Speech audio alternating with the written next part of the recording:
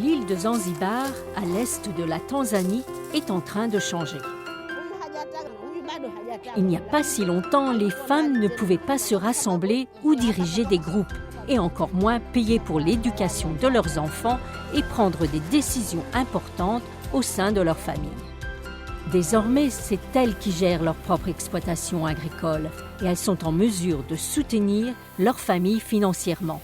Ilikuwa zamani kila kitu namtegemea watoto kulisha pengine kuvisha kila kitu, lakini sivyo sasa wanawake tumefikiria pahali tumebadilika. Yani 21 tu baba mboga nazo mie tayari ankipata mboga mie anakula kwa vile inakuwa tunasaidiana kimaisha na kuganga alo maisha duni tuliokuwa nayo. Avec 11 enfants à leur charge, Tatou et Hassan avaient du mal à joindre les deux bouts. Auparavant, leur rizière produisait peu. Mais Tatou, tout comme 22 000 autres agriculteurs de l'île, a suivi une formation à une ferme-école où elle a appris des techniques agricoles plus performantes. Il y a désormais près de 1200 établissements de formation agricole à Zanzibar, établis par le gouvernement avec le soutien du Fonds international de développement agricole, le FIDA. Chacun est spécialisé dans une certaine plante ou un certain animal.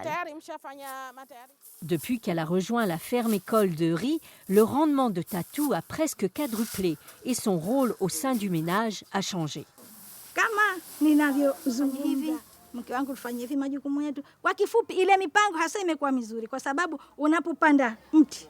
Les agriculteurs apprennent à ce qu'est l'égalité des sexes et quel rôle peuvent avoir les femmes au sein du ménage et de la communauté. It's important to promote gender equality or women empowerment because women are the one who are responsible with the family. Men, sometimes they have 2, 3 wives and sometimes they neglect one family. And some of the women are widows.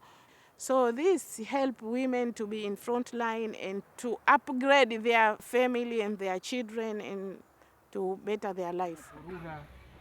2 tiers des étudiants de ces établissements sont des femmes. Il y a 8 ans, Zena Ali Saïd était l'une d'elles. Cette veuve a 7 enfants et était la seule à pouvoir assurer la survie de sa grande famille.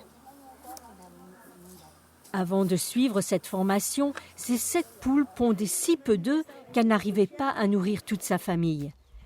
Désormais, elle possède 200 poules et les œufs qu'elle produisent permettent de payer pour les frais de scolarité de ses enfants.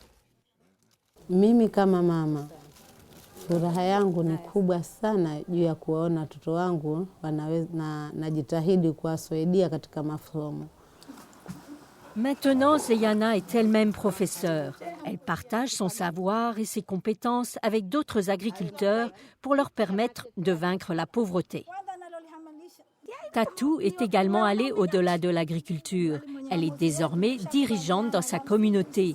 Elle a été élue au poste de secrétaire de son école. Tout comme Zeyana et Tatou, beaucoup de femmes diplômées deviennent dirigeantes des forums des agriculteurs locaux.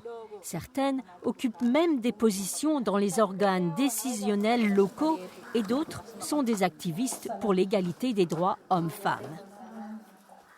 Chez elles, ces femmes apprennent à leurs filles qu'avec de l'éducation, elles pourront être maîtresses de leur propre avenir.